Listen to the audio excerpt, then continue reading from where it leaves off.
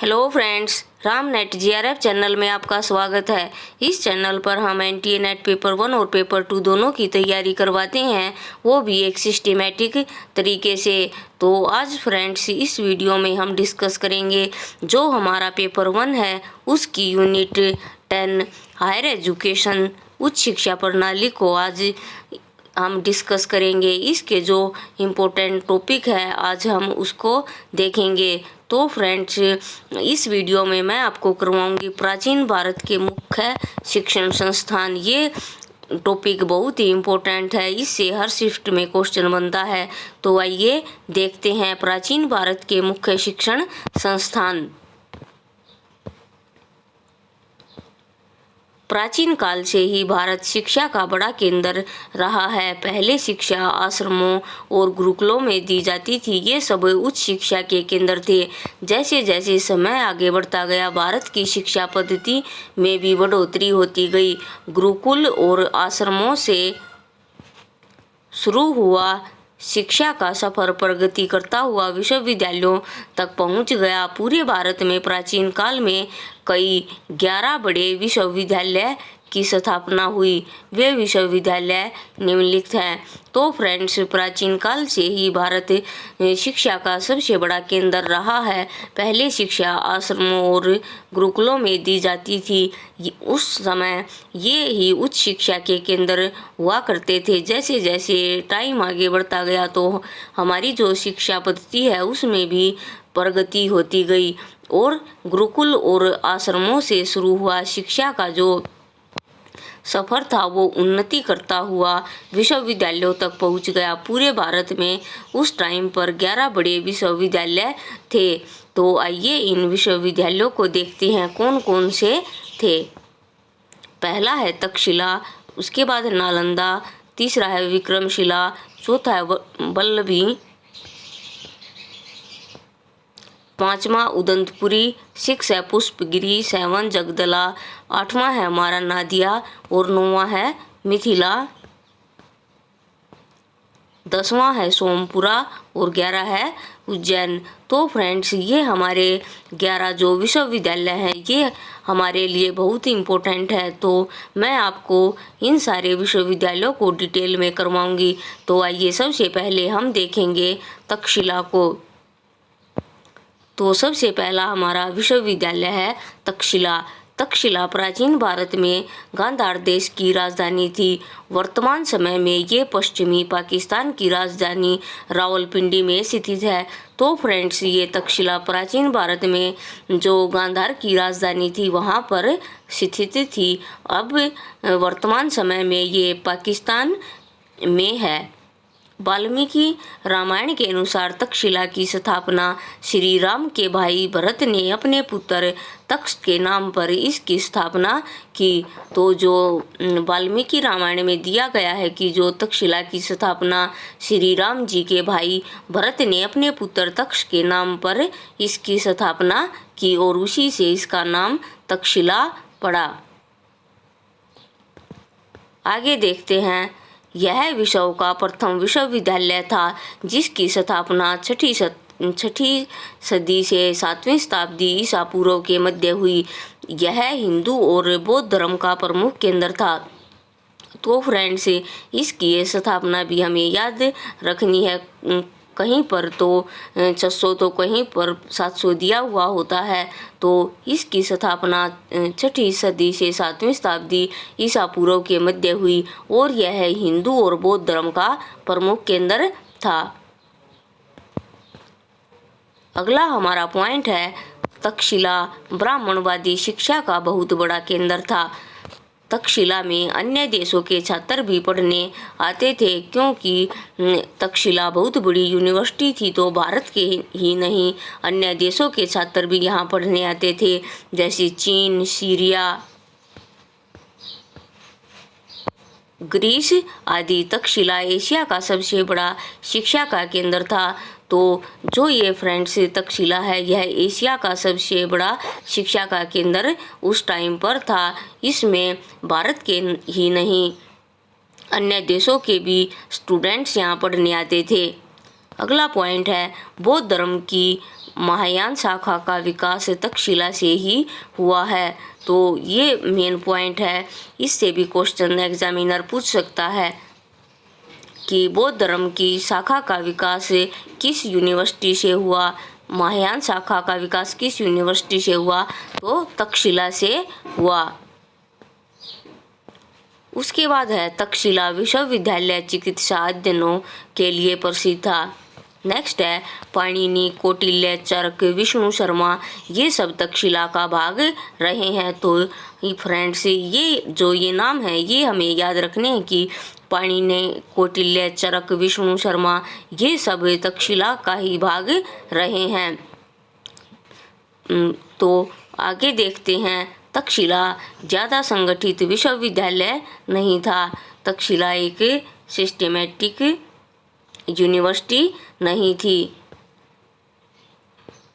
Next हमारा point है तक्षशिला में 10,500 से अधिक छात्र पढ़ते थे और 68 विषय पढ़ाए जाते थे। शिक्षक के निर्णय के अनुसार ही छात्रों का प्रवेश किया जाता था। तो इसमें तक्षशिला में 10,500 से अधिक छात्र इसमें पढ़ाई करते थे और 68 विषय पढ़ाए जाते थे और शिक्षक के जो इच्छा के अनुसार ही छात्रों का प्रवेश दिया जाता था। नेक्स्ट हमारा पॉइंट है तक्षशिला में 16 साल के विद्यार्थी का दाखिला होता था।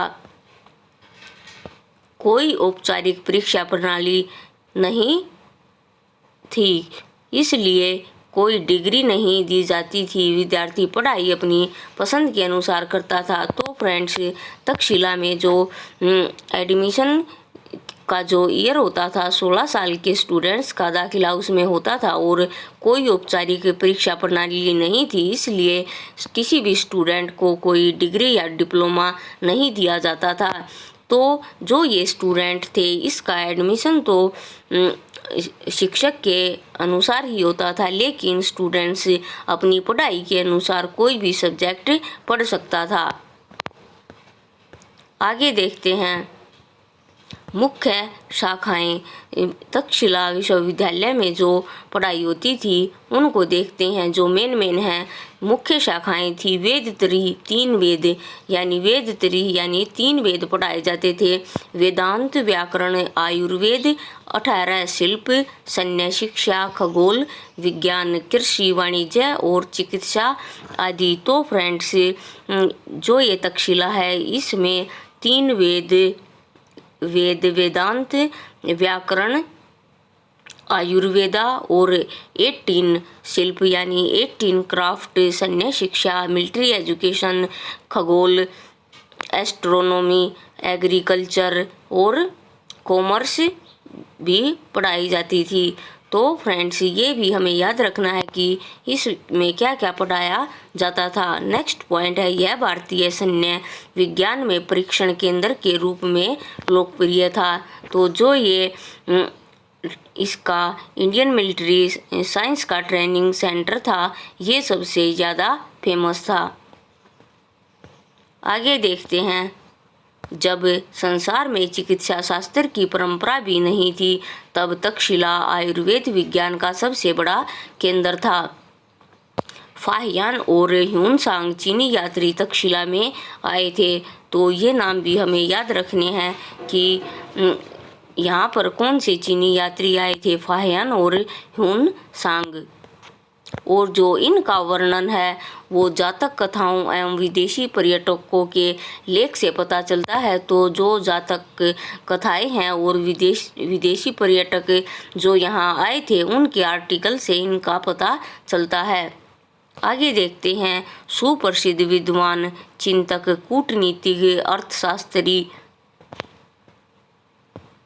चाणक्य ने अपनी शिक्षा यहीं से पूरी की और तक्षशिला में ही शिक्षण कार्य करने लगे। तो फ्रेंड्स यहाँ जो भी स्टूडेंट्स पढ़ते थे तो वे ही यहाँ पर शिक्षण कार्य करने लगते। तो इसमें कूटनीतिज्ञ, अर्थशास्त्री चाणक्य ने अपनी शिक्षा यहीं पूरी की और तक्षशिला में ही वो शिक्षण कार्य करने लगे। नेक्स्ट है पाणिनि शल्य चिकित्सा में विशेषज्ञ थे और चिकित्सा इनका मुख्य उत्पाद था। अर्थशास्त्र के लेखक कौटिल्य की बहुत प्रतिष्ठा थी। विद्यार्थियों के साथ कोई भेदभाव नहीं किया जाता था। तो फ्रेंड्स, ये जो कौटिल्य जो अर्थशास्त्र के लेखक थे, इनकी इसमें बहुत ज़्यादा प्रतिष्ठा थी। और जो पाणिनि है वो शल्य चिकित्सा से संबंधित है। ये भी क्वेश्चन एग्जामिनर पूछ सकता है। और जो भी स्टूडेंट्स यहाँ पढ़ने आता था, चाहे वो अमीर हो या गरीब, किसी के साथ कोई भेदभाव नहीं किया जाता था। सभी को समान शिक्षा यहाँ मिलती थी। तो फ्रेंड्स, जो ये पाणिनि, ये हमें याद रखना है। और कौटिल्य अर्थशास्त्र ये इम्पोर्टेंट है, इससे क्वेश्चन हमारा बन सकता है। तो फ्रेंड्स, तक्षशिला एक बहुत बड़ी यूनिवर्सिटी थी। इसके जो मेन पॉइंट थे वो मैंने यहाँ पर लिख दिए। ये सारे इम्पोर्टेंट पॉइंट्स हैं। ये सब आप अपनी नोटबुक में नोट कर लेना और उनको याद कर लेना, जिससे एग्ज़ाम में आपको बहुत हेल्प मिलेगी। आइए आगे और देखते हैं जो इसका मेन पॉइंट है। और ये जो पॉइंट है ये कई बार एग्ज़ाम में आया भी है। तो आइए देखते हैं। यूनेस्को ने 1980 में इसे विश्व विरासत सूची में शामिल कर लिया। यानी यूनेस्को ने इसे वर्ल्ड हेरिटेज साइट घोषित कर दिया। कब कर दिया? 1980 में। ये भी हमें याद रखना है। तो फ्रेंड्स, आज मैंने तक्षशिला के बारे में आपको बताया। नेक्स्ट वीडियो में हम नालंदा को डिटेल में पढ़ेंगे। तो फ्रेंड्स, आज के लिए इतना ही। मिलते हैं नेक्स्ट वीडियो में नए और इंटरेस्टिंग और इम्पोर्टेंट टॉपिक के साथ। तो इस वीडियो को लाइक करें, चैनल को सब्सक्राइब करें और इस चैनल को ज़्यादा से ज़्यादा शेयर करें। जो भी स्टूडेंट्स हिंदी मीडियम से नेट JRF पेपर 1 की तैयारी कर रहे हैं और पेपर 2 हिंदी साहित्य से कर रहे हैं, सबको इसकी हेल्प मिले। तो फ्रेंड्स, तब तक के लिए खुश रहिए और अपने जीवन में आगे बढ़ते रहिए। Thank you.